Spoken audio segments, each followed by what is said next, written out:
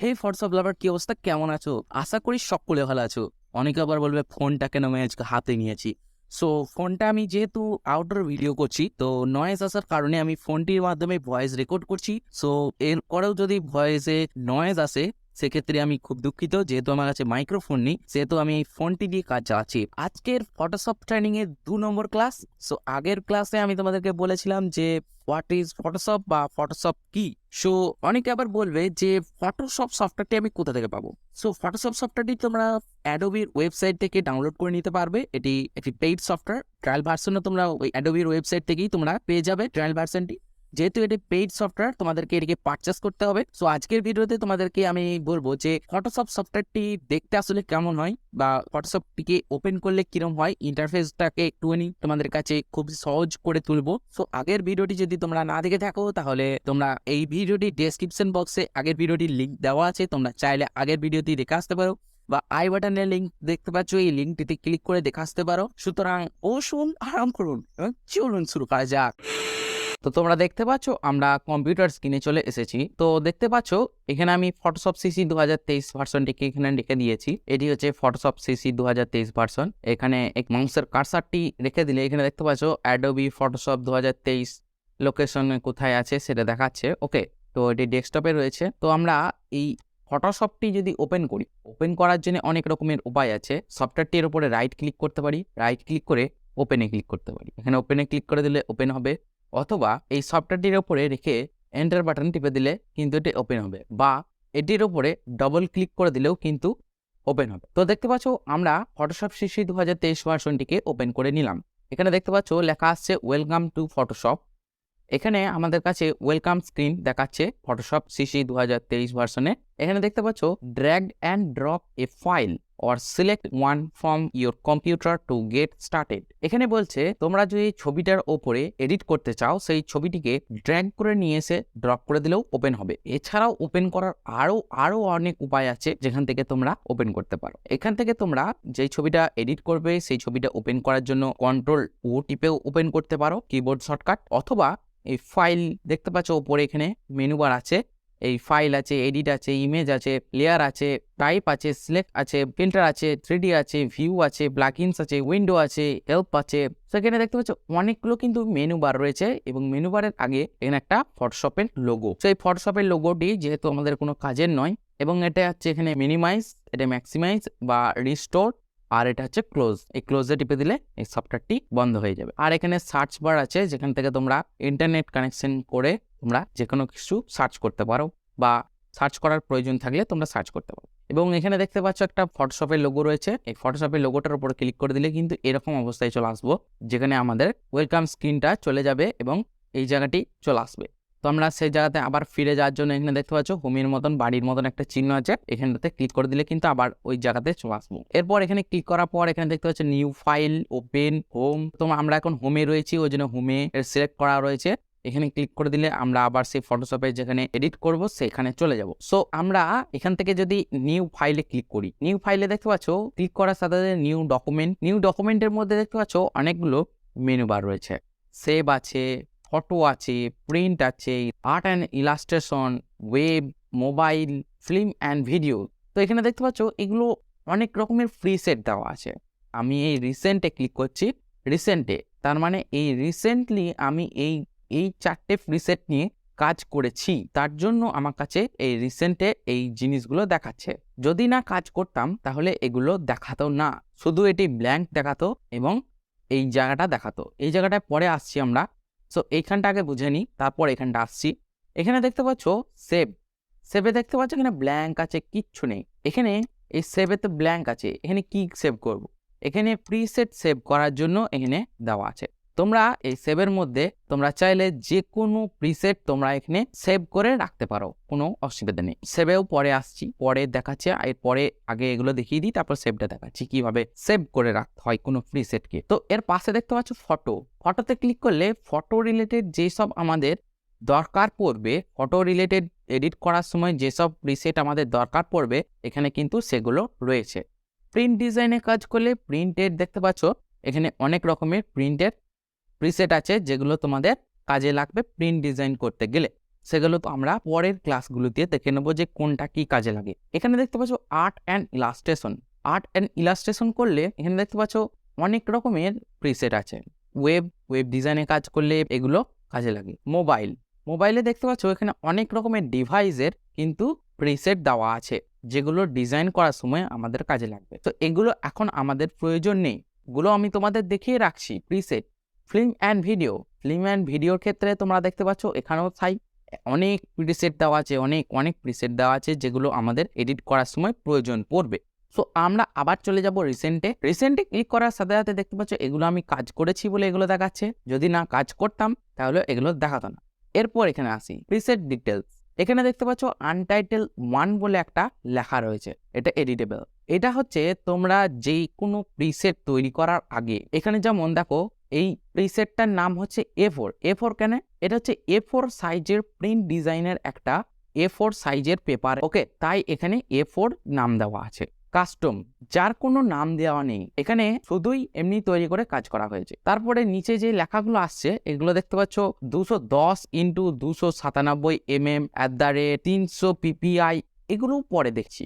তো এখানে দেখতে পাচ্ছ আনটাইটেল 1, এখানে আনটাইটেল 1 কেন দেওয়া আছে? তোমরা এটা যে কোনো প্রিসেটে তোমরা যে কোনো নাম দিতে পারো। তো আমাদের এখানে নাম দিয়ে দিচ্ছি ফটোশপ ক্লাস। সো এখানে দেখতে পাচ্ছ ফটোশপ ক্লাস নাম দেওয়ার পর এখানে দেখতে পাচ্ছ একটা আইকন রয়েছে, এটির উপরে ক্লিক করে দিলে কিন্তু এই সেভের মধ্যে সেভ হয়ে যাবে। তোমাদেরকে আমি সেভ করে দেখাচ্ছি, তার আগে এইগুলো দেখাই, তারপরে সেভ দেখাবো। এখানে দেখতে পাচ্ছ হোয়াইট আছে 210, হাইট আছে 297। তো এইগুলো কি?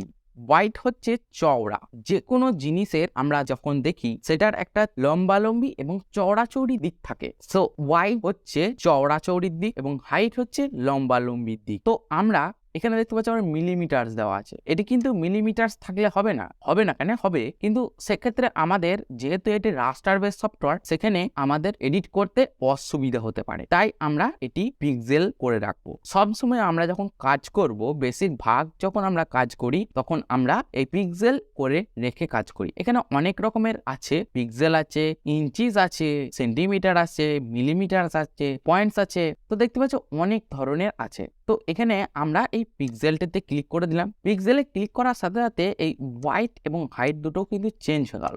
তোমরা এখান থেকে হোয়াইট যদি দিয়ে নিই 1000 এবং হাইট যদি নিই আমরা 500, এখানটা দেখাবো। ওরিয়েন্টেশনটা একটু খেয়াল করবে। 500 দেওয়ার পর যদি আমরা একটা বাইরেতে ক্লিক করি, এটি কিন্তু এই লম্বালম্বি এবং চওড়াচৌড়ি, যে হাইটটা ছোট এবং চওড়াটা বড়, সেক্ষেত্রে ওরিয়েন্টেশনটা দেখো অটোমেটিক এটা ক্লিক হয়ে যাবে, এটি এনেবল হয়ে যাবে। এখন এটি এনেবল হয়ে আছে, এটি এনেবল হয়ে যাবে। আমরা যদি বাইরে ক্লিক করি দেখো হয়ে গেল। আমরা যদি আবার এটি ক্লিক অবস্থায় অটোমেটিক হয়ে গেল। আমরা যদি এই লম্বালম্বি যেটা রয়েছে এবং চওড়াটা ছোট এবং লম্বাটা বড়, সেই জায়গাটা যদি আমরা ক্লিক করে দিই, এটা কিন্তু উলট পালট হয়ে যাবে। এই যে 500টা আমরা নিচে দিয়েছিলাম, 500টাও পরে চলে গেল এবং 1000টাও পরে দিয়েছিলাম, 1000টা নিচেতে চলে আসলো। তোমরা এভাবে করে নিতে পারবে। হোয়াইট হাইট তোমরা অবশ্যই বুঝতে পেরেছো, যদি না বুঝতে পেরে থাকো পরবর্তীতে তোমরা বুঝতে পেরে যাবে। এরপরে এখানে এই আর্টবোর্ডের ব্যাপারটা আমরা পরে দেখে নিচ্ছি। রেজুলেশন, এরপর দেখতে পাচ্ছ রেজুলেশন দেখতে পাচ্ছ 300 দেওয়া আছে, রেজুলেশন 72 পিক্সেল, ওকে। তারপরে দেখতে পাচ্ছ এখানে পিক্সেল/ইঞ্চিস এবং পিক্সেল/সেন্টিমিটার। আমরা এই পিক্সেল/ইঞ্চি এটা রাখবো। এরপর অনেকে বলবে এই 72টা কেন দিলাম? এক ইঞ্চির মধ্যে কতগুলো পিক্সেল থাকবে সেটা নির্ভর করে এই রেজুলেশন এবং এই পিক্সেল পার ইঞ্চির ওপর। আমরা যদি 1 ইঞ্চি মানে তোমরা অবশ্যই জানো ওই 1 ইঞ্চির মধ্যে এই 72টা পিক্সেল থাকবে, ওকে। 72টা পিক্সেল এই একটা ইঞ্চির মধ্যে থাকবে, বুঝতে পেরেছো আশা করি। আর যদি আমরা এটা সেন্টিমিটার করে দিই, তখন এটা কিন্তু এক সেন্টিমিটারে এই ওর কালেকশন অনুযায়ী এটা করে নিল। তো আমরা ইঞ্চি মতন করে রাখলাম, তো এই 72 ইঞ্চি এটা অটোমেটিক করে রাখবে, ওকে। এরপর দেখতে পাচ্ছ কালার মোড 8GB কালার আছে। 8GB এবং CMYK কে এই দুটো বেশিরভাগ কাজে লাগে আমাদের। তো আমরা 8GBটাই ডিফল্ট অবস্থা সিলেক্ট আছে, সিলেক্ট থাকবে। এবং 8 বিট আছে, 16 বিট আছে এবং 32 বিট। তো সাধারণত এটা 8 বিটই থাকে, 8 বিটই থাকুক, কোনো অসুবিধা নেই। এরপর দেখতে পাচ্ছ ব্যাকগ্রাউন্ড কন্টেন্টস এর মধ্যে তোমরা এই হোয়াইট শুধু হোয়াইট আছে তা নয়, হোয়াইট আছে, ব্ল্যাক আছে, ব্যাকগ্রাউন্ড কালার আছে, ট্রান্সপারেন্ট আছে, কাস্টম আছে। তোমরা এখানে কিন্তু অনেকগুলো পেয়ে যাচ্ছ যে কিভাবে কি রাখবে তোমার আর্টবোর্ডটিকে বা তোমার ক্যানভাসটি। ওকে, সেখানে আমি কিন্তু অনেক রকমের উচ্চারণ বলছি, আর্টবোর্ড, ক্যানভাস, তোমরা এগুলো পরে বোঝাচ্ছি যে আর্টবোর্ড কি, ক্যানভাস কি। সো এটা তোমরা হোয়াইট আছে, হোয়াইট থাকুক, কোনো অসুবিধা নেই। এখান থেকে তোমরা দেখতে পাচ্ছ হোয়াইট কালারের আছে, হোয়াইট কালারটা থাকুক, কোনো অসুবিধা নেই। এরপর এগুলো পরের ব্যাপারে বলছি, অ্যাডভান্স অপশন। এগুলো দেখতে পাচ্ছ অ্যাডভান্স অপশন লাগা আছে। এটা যখন আমরা অ্যাডভান্স ক্লাস করব তখন এই জিনিসটা শিখবো।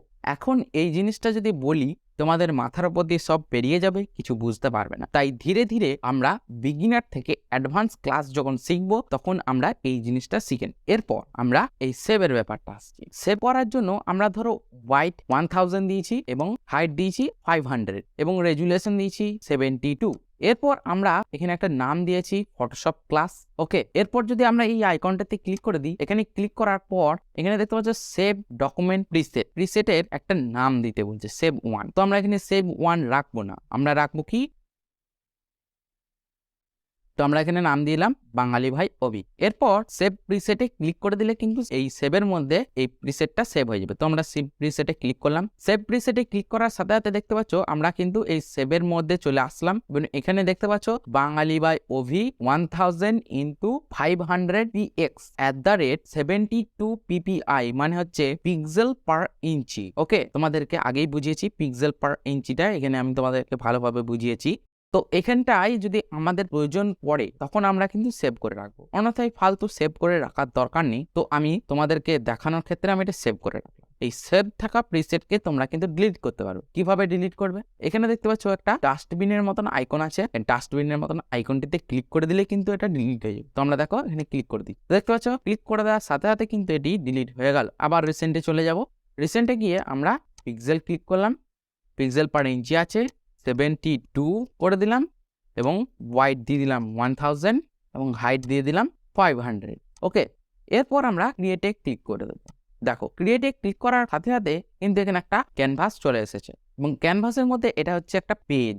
এখানে দেখতে পাচ্ছ একটা হোয়াইট পেজ। তোমরা যখন ছবি আঁকো বা কিছু লেখো সেটা একটা খালি জায়গা থাকে বা সাদা পাতা থাকে, সেরকম মতন এটাও একটা সাদা পাতা ধরে নাও। তারপর আরো দেখো অনেক কিছু কিন্তু এখানে চলে এসছে, এই সাইডে, এই সাইডে, এই সাইডে, সেগুলো পরে আমরা দেখবো, আস্তে আস্তে ধীরে ধীরে দেখবো। এর আগে এটাকে কিন্তু অনেকে আবার আর্টবোর্ডও বলে, কিন্তু এটা আর্টবোর্ডও বলে একটা জিনিস দিয়েছে অ্যাডোবি, এই সিসি ভার্সনগুলোতে দিয়েছে। তো আমরা এই ফাইলে যাচ্ছি, ফাইলে গিয়ে দেখতে পাচ্ছ নিউ, তোমরা Ctrl+N টিপতে পারো কিবোর্ড থেকে। তো ফাইলে গিয়ে আমি আমার নিউ করছি, নিউ করার পর দেখতে পাচ্ছ এখানে আবার কিন্তু আমি যেহেতু এটা ক্রিয়েট করলাম, কাস্টম আছে ওই জন্য দেখতে পাচ্ছ। তো আমি ক্রিয়েট করেছি বলে এটা কাস্টম দেখাচ্ছে এবং এখানে দেখো তোমাদের দেখাই এই ফটোশপ ক্লাস বলে নাম দিয়েছিলাম বলে ফটোশপ ক্লাস বলে এখানে কিন্তু দেখাচ্ছে। আমরা আবার নিউয়ে যাই, নিউয়ে গিয়ে আমরা এই একই থাকুক এবং এখানে আর্টবোর্ড যেটা আছে আর্টবোর্ডে চেক মার্ক দিয়ে দিলে এবং ক্রিয়েট করে দিলে দেখতে পাচ্ছ এখানে একটা আর্টবোর্ড কিন্তু চলে এসেছে। তো আর্টবোর্ডের ব্যাপারটা আমরা পরবর্তীতে দেখে নেব। এখানে দেখতে পাচ্ছ আর্টবোর্ড এসছে, কিন্তু এখানে দেখতে পাচ্ছ এই নামের এখানে পাশে আর্টবোর্ড কিন্তু আসেনি। এই সাদা ব্ল্যাঙ্ক জায়গাটির উপরে এখানে কিন্তু আর্টবোর্ড লেখাটি আসেনি, কিন্তু এখানে এসছে। দেখতে পাচ্ছ তোমরা এই ব্ল্যাঙ্ক জায়গাটির এই বাঁ দিকের উপরে আর্টবোর্ড 1 বলে কিন্তু এসেছে। এখানে দেখতে পাচ্ছ আর্টবোর্ডের এই লেয়ার, দেখতে পাচ্ছ এখানে লেয়ার আছে, আর্টবোর্ড লেয়ার 1 এরকম ভাবে দেওয়া আছে, কিন্তু এখানে দেখো আর্টবোর্ড লেখাটি কিন্তু নেই। এখানে একদম ডাইরেক্ট লেয়ার্স আছে, লেয়ার্সের মধ্যে ব্যাকগ্রাউন্ড লক আছে, দেখতে পাচ্ছ এটা ব্যাকগ্রাউন্ড লেয়ার আছে। আর এখানে হচ্ছে লেয়ার নয়, এটা আর্টবোর্ড, আর্টবোর্ডের মধ্যে লেয়ার আছে। তো এগুলো আমরা পরে দেখবো। তো আমরা এটা কেটে দিচ্ছি। দেখতে পাচ্ছ আমরা কিন্তু আগের ক্যানভাসটিতে চলে আসলাম। এখানে আসার পর তোমরা দেখতে পাচ্ছ এটা হচ্ছে প্রপার্টিজ বার। প্রপার্টিজ বার কি খায় না মাথায় দেয় সেটা নয়, প্রপার্টিজ বার হচ্ছে তোমাদের ছবি যখন এডিট করব তখন আমাদের এই প্রপার্টিজ বারটা কাজে লাগবে। এটা হচ্ছে লেয়ার। ওকে, এটি হচ্ছে টুলবার, দেখতে পাচ্ছ এটা এখানে দেখতে পাচ্ছ একটা ছোট্ট পাড়া আইকন আছে। এই ছোট্ট পাড়া আইকনটিতে ক্লিক করে দিলে দুটো টুলবারের যতগুলো টুল ছিল ততগুলো টুল কিন্তু দুটো রোয়ের মধ্যে হয়ে গেল এবং এখানের মধ্যে আবার যদি ক্লিক করে দিই আবার একটা রোয়ের মধ্যে হয়ে গেল। তো আমরা এখানে দুটো রোয়ের মধ্যে করে রাখলাম, দুটো রোয়ের মধ্যে করে রাখলে এটা ছোট পাড়া জায়গার মধ্যে চলে আসলো এবং একটা রোয়ের মধ্যে করে রাখলে একদম এত অব্দি নিচে অব্দি চলে আসছে। আবার দেখতে পাচ্ছি এটা হচ্ছে প্রপার্টিজ বার। এই টুল বার থেকে যখন আমরা কাজ করব যে কোনো টুলের সব রকমের প্রপার্টিজ বার। এখন আমরা মুভ টুলটি ক্লিক করা আছে বলে মুভ টুলের একটা প্রপার্টিজ বার আছে। আমরা যদি আবার এই স্মজ টুলটি ক্লিক করি, স্মজ টুলটির কিন্তু একটা প্রপার্টিজ বার আছে। সব টুলের আলাদা আলাদা প্রপার্টিস বার আছে। আর একটা দেখো, এই ফটোশপ সিসির আগে যেগুলো ছিল, যে ফটোশপটি যাদের পুরোনো ভার্সনে আছে সেগুলো কথা বলি নাই। এখন দেখো ফটোশপ সিসি তোমরা যদি কোনো টুলবারের কাছে নিয়ে যাও মাউসের কার্সারটিকে, দেখো আমি এই মুভ টুলের কাছে নিয়ে গেলাম। মুভ টুলের কাছে নিয়ে গেলে কিন্তু এটা একটা অ্যানিমেশন দেখাচ্ছে। এখানে দেখতে পাচ্ছ লেখা আসছে move tool, shortcut key V. দেখতে পাচ্ছ এটি কি কাজে লাগে বা কি করতে হয়, এর নাম কি, সব কিছু কিন্তু এখানে চলে আসছে। এর ব্যাপারে আরো, এই মুভ টুলটির ব্যাপারে আরো ডিটেলসে জানতে হলে এই লার্ন মোডে ক্লিক করতে পারো। সেগুলো তো আমরা পরে ডিসকাস করব, ওকে, পরের ক্লাসে। তো এইটা হচ্ছে টুল বার, এটা আমাদের সব কিছুর ক্ষেত্রে আমাদের কাজে লাগবে, ঠিক আছে। আর এটা হচ্ছে প্রপার্টিস বার, এবং এখানে হচ্ছে লেয়ার। লেয়ারের মধ্যে অনেকগুলো আছে, চ্যানেল, পাথ, সেগুলো আমরা পরে দেখব। এখানে হচ্ছে লেয়ার। তোমরা যদি কেউ ইলাস্ট্রেটর আগে থেকে দেখে থাকো, ইলাস্ট্রেটরে কিন্তু এই লেয়ার ব্যাপারটা কিন্তু থাকে না, ওখানে কিন্তু আলাদা আলাদা পাতে উপর ডিপেন্ড করে। কিন্তু এই ফটোশপটি কিন্তু লেয়ারের উপর ডিপেন্ড করে। তোমরা যদি না লেয়ার তৈরি করে কাজ করো, একটা লেয়ারের ওপরই যদি কাজ করো, মুশকিল আছে। তো সেগুলো আমরা পরে দেখে নেবো, কি মুশকিল হতে পারে না হতে পারে, সেগুলো আমরা পরে ক্লাসে দেখি। তো দেখতে পাচ্ছ এটা হচ্ছে লেয়ার বার, ওকে। এখান থেকে তোমরা ধরো এটা এরম ভাবে চলে এসছে, এটা ধরো এরম ভাবে চলে এসছে। নতুন ফটোশপ ইউজ করলে এরকম মতন হতেই পারে, না হওয়ার কিছু নাই। এরম ভাবে চলে এসছে, এটা ধরো এরম ভাবে চলে এসছে, বা এগুলো সব গায়েব হয়ে গেছে, ধরো এরম ধরো গায়েব হয়ে গেছে। তখন কি করবে? তখন তো অনেকে আবার অনেক চিন্তা ভাবনায় পড়ে যাবে, কি হলো আমার ফটোশপটা, কি হলো, আমি এবারে কি করব।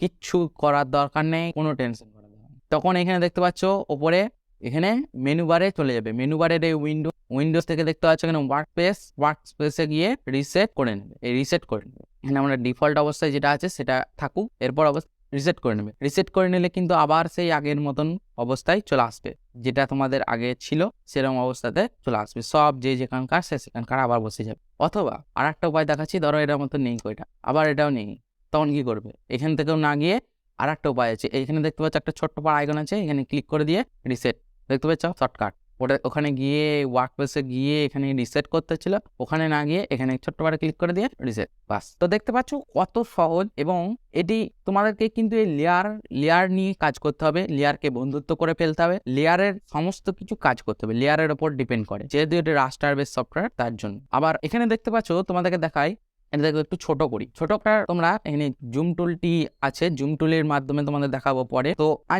আনজুম করার শর্টকাট কি হচ্ছে? Control minus. তো কন্ট্রোল ধরে মাইনাস টিপলে কিন্তু এটা ছোট্ট হয়ে যাবে, দেখতে পাচ্ছ। কন্ট্রোল ধরে মাইনাস টিপে ধরে তাহলে কিন্তু একদম ছোট হয়ে যাবে, কিচ্ছু দেখা যাবে না। ভুল করে যেও না, টিপে রেখে দিও না, তাহলে মুশকিল আছে। আবার কন্ট্রোল প্লাস করলে কিন্তু এটা জুম হবে। তো দেখতে পাচ্ছ কন্ট্রোল প্লাস করছি, দেখো ছবিটি কিন্তু ওয়ার্ক স্পেসটি কিন্তু বড় হচ্ছে, মানে যে ক্যানভাসটি কিন্তু বড় হচ্ছে, এটিকে ওয়ার্ক স্পেস বলে এক কথায়। তো এখানে দেখতে পাচ্ছ এটা এতটুকু হয়ে রইলো। অনেকে আবার বলবে যে এতটুকুর উপর কি করে কাজ করব। এটা দেখতে পাচ্ছ এখানে ফটোশপ ক্লাস @33.3% দেওয়া আছে, 8GB 8 বিট। তো এই 33.3% আবার কি? 33.3% হচ্ছে এটা, এই 33.3%-এর উপরে আমরা এটা দেখতে পাচ্ছি কোটাটা। এটা আমরা যখন কাজ করব অবশ্যই এটা 100% করে কাজ করতে হবে। 100% করার জন্য কন্ট্রোল প্লাস করেও তোমরা এটা 100% করতে পারো, অথবা শর্টেও করতে পারো। হ্যান্ড টুলের মাধ্যমে হ্যান্ড টুলের উপরে দুবার ক্লিক করে দিতে পারো, তাহলেই দেখবে এটা শর্টে 100% চলে আসবে। বা তোমার কাজের সুবিধাতে যতটুকু, মানে তোমার এ ধার থেকে এ ধার চারিদিকটা যেন দেখা যায়, তার জন্য এটা চলে আসলো। তো হ্যান্ড টুলের ব্যাপারটা আমরা আরো পরে দেখে নেবো, অসুবিধা নেই। তো আমরা এখন কন্ট্রোল প্লাস করে জুম করতে পারো, ওকে। তো বন্ধুরা, তোমরা এতক্ষণ দেখছিলে যে কিভাবে ফটোশপটি ওপেন করলে কিরকম দেখতে লাগে বা ফটোশপটির আসলে ইন্টারফেসটি কেমন দেখতে হয়। আশা করি এই ভিডিওটি তোমাদের ভালো লেগেছে। যদি ভালো লেগে থাকে তাহলে একটা লাইক মারতে ভুলবে না, এবং এরকম আরো বাংলা ফটোশপ রিলেটেড ভিডিও পেতে আমাদের চ্যানেলটিকে অবশ্যই সাবস্ক্রাইব করে রাখতে ভুলবে না। এবং যারা ফেসবুক থেকে দেখছো তারা ফেসবুক পেজটি অবশ্যই ফলো করে নিও। সো দেখা হচ্ছে পরবর্তী ক্লাসে, ততক্ষণ ভালো থাকবে, সুস্থ থাকবে, টাটা, বাই।